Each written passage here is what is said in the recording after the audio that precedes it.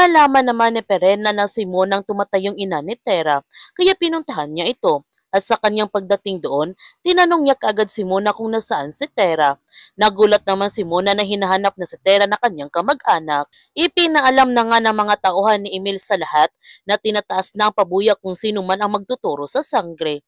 Kaya magiging mas maingat na si Tera sa kanyang mga galaw ngayon upang hindi siya mahuhuli nito. Ipinakita naman kung paano isinilang si Armia upang magkaroon ng tagapagmana si Ibaro para sa Sapiro. Gayunpaman, humihiling si Gea kay Emre na siya'y buhayin muli dahil tutulungan niya ang mga ikantado at sasagipin nila ito sa anumang panganib na nagbabantas sa kanila.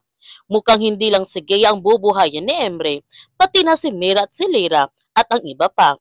Bubuhayin din ito dahil may malaking misyon sila sa Encantadia upang matalo si Metena. Kaya abangan natin ang pagbabalik nila sa Encantadia. Kung bago ka pa channel ko, don't forget to like, subscribe, and click notification bell para palagi kang updated sa mga videos na upload ko. Thank you for watching and God bless to everyone.